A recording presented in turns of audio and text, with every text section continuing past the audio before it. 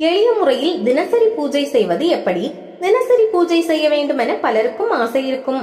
ஆனால் நேரமின்மை காரணமாக பூஜைகள் செய்ய முடிவதில்லை. மிக குறுகிய நேரத்தில் கீழ்கண்ட முறையில் சிறப்பாக பூஜை செய்ய முடியும். 1. அபிஷேகம். 2. மந்திர புஷ்பம். 3. தூபம். 4. தீபம். 5. நைவேத்தியம்.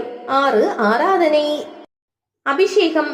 2 துளி தண்ணீரை பச்சை கற்பூரம், கிராம்பு பொடி கலந்த தூய பன்னீர் சிறப்பானது.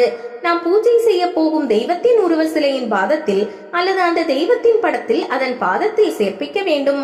உருவ சிலை படம் இல்லாதவர்கள் மானசீகமாக தெய்வத்தின் பெயரை கூறி நீரினை தூய பாத்திரத்தில் சேர்க்கலாம். நைவேத்தியம்.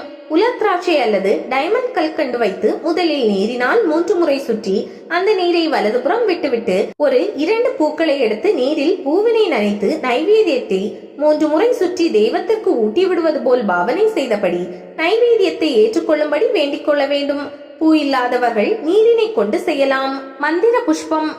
அந்தந்த தெய்வத்திற்கு உகந்த பூவினை அல்லது பூக்களை கொண்டு தெய்வத்தின் 16 திருநாமங்களை சொல்லி ஒரு நாமத்திற்கு குறைந்தது ஒரு பூவாக உருவ சிலையின் பாதத்தில் அல்லது அந்த தெய்வத்தின் படத்தில் அதன் பாதத்தில் சேர்ப்பிக்க வேண்டும். உருவ சிலை படம் இல்லாதவர்கள் மானசீகமாக தெய்வத்தின் பெயரை கூறி தூய பாத்திரத்தில் சேர்க்கலாம். 16 பெயர் தெரியாதவர்கள் தாங்கள் எந்த பெயரை சொல்லி தெய்வத்தை வணங்குகிறார்களோ அதே பெயரை மீண்டும் மீண்டும் 16 தடவை கூறி பூ சேர்க்கலாம். முடிந்தவர்கள் 108 தடவை பூ சமர்ப்பிக்கவும். இறுதியில் தங்களை வணங்கி பூ சேர்க்கிறேன் ஏற்றுக்கொள்ளுங்கள் என்று வேண்டிக் கொள்ள வேண்டும். பூ கிடைக்காதவர்கள் மந்திரம் மட்டும் சொல்லி வணங்கலாம். மந்திரம் என்றதும் ஏதோ மிகப்பெரிய விஷயமாக எண்ண வேண்டாம். ஓம், அதனைத் தொடர்ந்து தெய்வத்தின் பெயர், இறுதியில் போற்றி. இது எளிமையான மந்திரமாகும். உதாரணமாக விநாயகருக்கு என்றால் ஓம் விநாயக பெருமானே போற்றி போதுமானது. முருகனுக்கென்றால் ஓம் முருகப்பெருமானே போற்றி. தூபம். தூய சாம்பிராணி தூபம் கொண்டு 3 முறை வலம் சுழியாக தெய்வத்தின் பெயரை கூறியபடி தெய்வத்தை சுற்றி வாசனை தூபம் காட்டினேன் ஏற்றுக்கொள்ளுங்கள் என வேண்டிக் கொள்ள வேண்டும். தூய சாம்பிராணி கிடைக்காதவர்கள் நல்ல வாசனை உள்ள பத்தி காட்டலாம். தீபம்.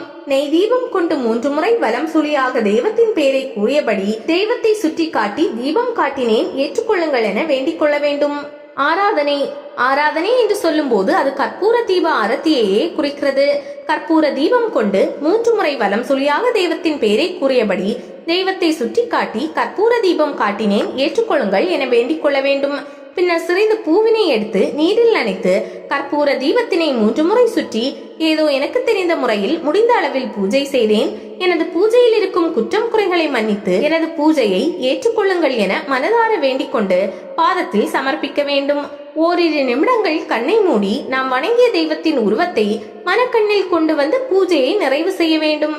கற்பூர தீப ஆரத்தியினை தொட்டு கும்பிட்டு கண்ணில் ஒற்றிக்கொள்ளவும். நம் வீட்டில் பூ சூடமில்லை, தீர்ந்துவிட்டது என்றால் அதற்காக கவலைப்பட தேவையில்லை. நம்மிடம் எது இருக்கிறதோ அதை கொண்டு பூஜை செய்தாலே இறைவன் ஏற்றுக்கொள்வார். ஒரு விளக்கை ஏற்றி பால், பழம், கற்கண்டு, பேரிச்சம்பழம், உலர்ந்த திராட்சை இதில் ஏதேனும் ஒன்றை நைவேத்தியமாக வைத்து தீபம் காட்டி மணி அடித்து நம் இஷ்ட தெய்வத்தை வழிபடுங்கள்.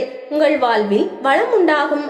கடவுளுக்காக ஒரு நிமிடம் செலவழித்து வந்தால் என்றென்றும் இன்பங்கள் அடையலாம். உங்கள் அன்றாட பூஜையை வளரும் குழந்தைகளுக்கு சொல்லிக் கொடுத்து அவர்களை நல்ல வழியில் கூட்டி செல்லுங்கள்.